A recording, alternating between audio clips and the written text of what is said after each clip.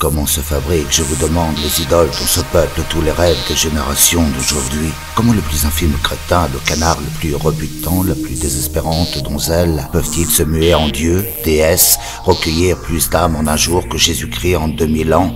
Publicité. Que demande toute la foule moderne? Elle demande à se mettre à genoux devant l'or et devant la merde. Elle a le goût du faux, du bidon, de la farcie connerie, comme aucune foule n'eut jamais dans toutes les pires antiquités. Du coup, on la gave. Elle en crève. Et plus nulle, plus insignifiante est l'idole choisie au départ, plus elle a de chances de triompher dans le cœur des foules. Ce sont les surfaces les plus lisses qui prennent le mieux la peinture. Rien ne résiste à la propagande, le tout est d'y mettre assez d'or. Les critiques, surtout en France, ils sont bien trop vaniteux pour jamais parler que de leur magnifique soi-même. Ils parlent jamais du sujet. D'abord, ils sont bien trop cons. Ils savent même pas de quoi il s'agit. C'est un vice. Ils peuvent jouir qu'en dégueulant, qu'en venant renard sur vos pages. C'est la consolation de leur vie. Mais moi, je suis pas réactionnaire, pas pour un poil, pas une minute, pas fasciste, pas conditionnel. Ils vous prennent tous pour ce qu'on n'est pas, mais pas du tout. Mais moi, je veux bien qu'on partage. Mais moi, j'ai jamais demandé mieux. Là, mes 4 sous sur la table, tout de suite encore et bien gagné.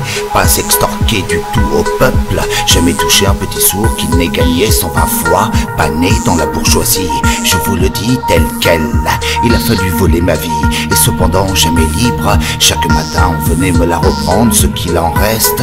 Eh bien monsieur, ça m'est égal, je vais bien tout remettre sur la table. Si l'on partage absolument, pas autrement. Moi je me sens communiste sans un atome d'arrière-pensée. Mais alors tout le monde, et ensemble, j'insiste, sans exception aucune, sans sursis, pas une fausse note, pas un soupir dans ce grand cœur. Je me sens communiste de toute fibre, de tous les os, de toute barbaque. Et c'est pas le cas pour BZF. Ce qu'on appelle communisme dans les milieux bien avancés, c'est la grande assurance nougat, le parasitisme le plus perfectionné des âges, garanti admirablement par le servage absolu du prolétariat mondial, l'universel des esclaves. Salut, pour ça vraiment non Moloch, je m'en ressens pas des clous. Mais s'il s'agit du vrai communisme, du partage de tous les biens et peines du monde dans la plus stricte égalité, alors je m'en ressens comme personne.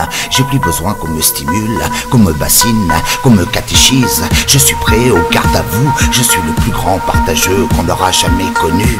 Les écrivains de gauche en titre, en cours au balcon, se sont énormément grattés, ici, là-bas et puis ailleurs, pour nous donner dans le sens communiste intime quelque chose d'encore beaucoup mieux.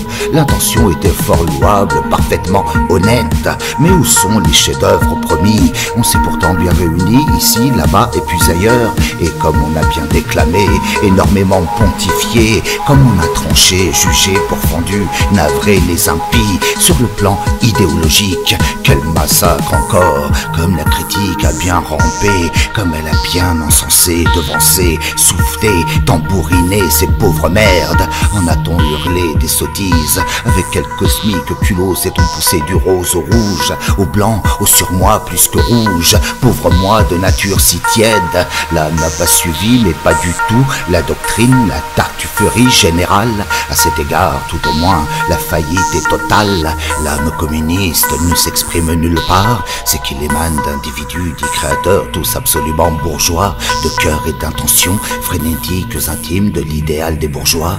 Ils ne possèdent que le charabia, le tout venant des bobards. Ah, ce n'est pas facile de faire naître une musique au commandement. La preuve.